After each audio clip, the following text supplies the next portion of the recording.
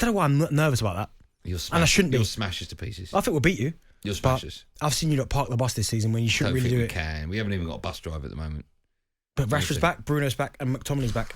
No, they're back in training, whether or not they'll be back. They're going to be playing. Okay, we won't beat you. But we'll talk about that later on. I don't want us to beat you. Oh, yeah, because obviously I don't want us to beat you. We always have our normal bet, don't we? What's that? Shirts. Sure, I'm not having it. Mate, I've lost enough to you. What do you want? Skin as well? Oh, my goodness. What do you want? That Joe, hearing this? I've lost 200 quid to you. The whole time we've been working together, we always do that bet, and now he wants to renege on the bet. So what have I got? The Arsenal shirt, if you lose. No, what's the bet? So if Arsenal win, you wear Arsenal shirt. Yeah. And if Man United win, I wear a Man United shirt. What about draw?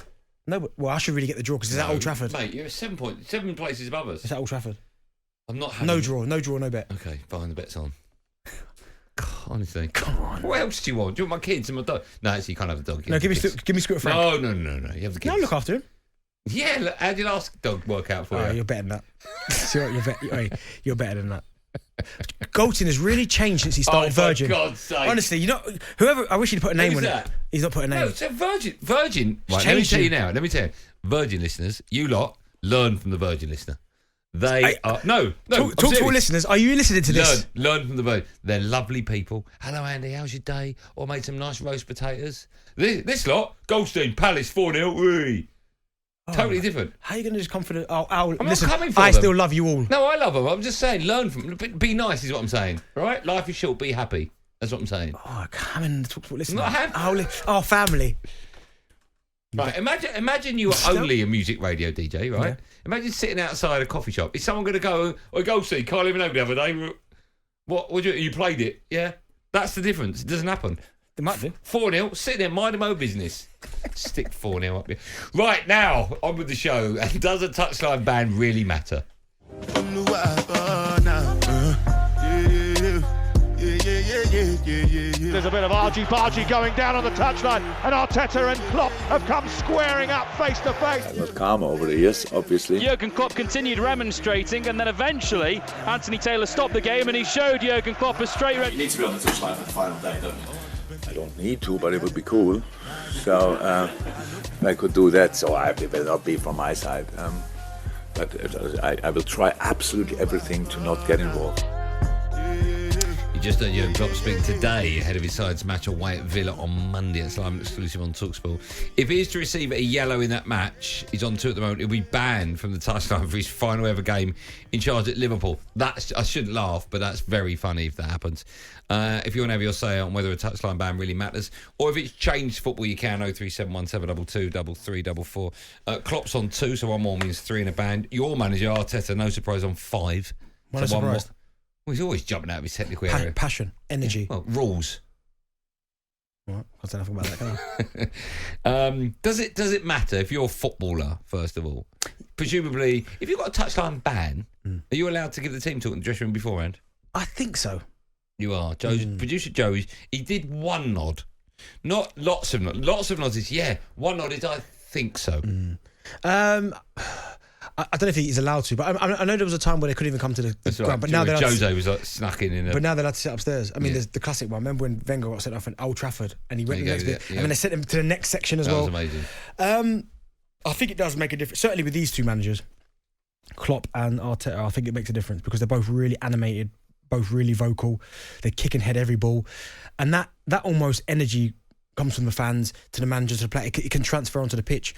Now there are some managers who are just cool as they come, and one that springs to mind straight away was the chaos the other day when Real Madrid scored the second and Ancelotti's just there minding his own. It's like he's minding his own business. He's like the Godfather, just sitting there like not even phasing him. So I mean, I've been there. I remember God rest his soul when he passed away, Gerard Houllier. He was missing for the last part of the season and Gary McAllister took over, and to be fair to Gary Mack, he did well, got some really big results towards the end of the season, so it did help.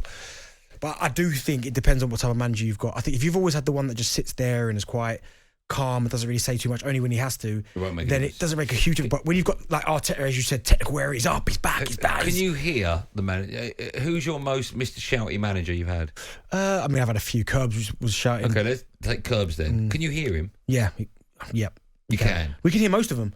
But there are times though where when I was a young kid coming up and I played under George Burley for a little bit, then I had Joe Roll for like 3-4 years, him and Willie Donachie, right? Willie was so vocal to the point, like, if first half I was on his side, I couldn't wait to half time to go the other side. Oh, I see. Because he was always and yes, at times it's good, brilliant. When he's not when it's constructive, but sometimes you could say give too much information. Like, let me just play my game. Like, if I need you to say something, just trust me. But Willie was just like, but that was just him. I mean, he was a brilliant coach. But Brucey, you could hear Brucey on the sideline as well. Him giving a little bit, not non-stop, but if something happened, he'd pop up and he'd scream and you'd hear him.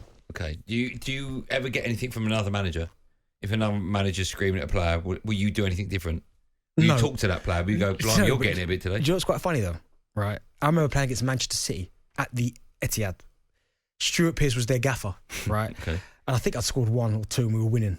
And I remember him shouting out, I remember it like it was yesterday, it was a throw on. And whoever the defender was behind me, he went, you make sure you win that header, and if you don't, you take his bleep head off. What about you? Me, because obviously throw it down the line, try and win the flick on. Take his head off? Yeah. It was like, you either win the header or you take his blipping head off. And he was about a yard away from me, and I looked at him and he's laughed. That's amazing. Piercy.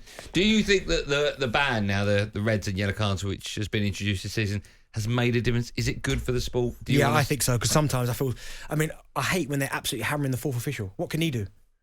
Like, do you know what I mean? What can he do? Yeah. And then, like, every decision they're up there. Like the other night, Thomas Tuchel and his staff at the fourth official for fun. Like, what's it? He didn't give a decision. Your manager Arteta, right? And I'm not picking on him because there are other managers, but I'm saying it because he's your manager and I'm picking on him. But he does leave his technical area more often than not. Yeah, more often than most. Passion. For whatever reason. Do you think that managers that do that should be booked every time they step out of it? Not every time. But what's the point of having the technical area? I get it, but okay, it's a bad injury. Like you know what I mean? We're glad that he's okay now, but like Tom Lockyer at Luton, how is a manager supposed to contain himself? Okay, other than that. Okay, but then that's the thing. Normal match protocol. No, I don't mind it. You don't mind? It's only a yard, come on.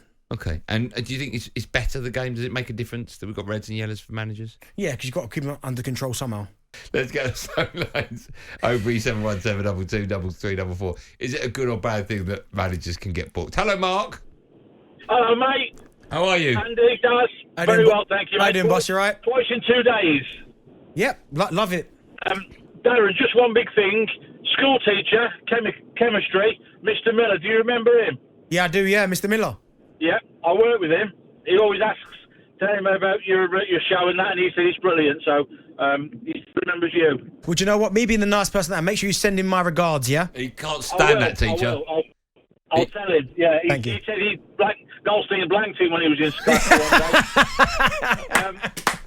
Yellow and red cards for the Hold on. Can I say, yeah? Mark, I know that's not true because I never went to school.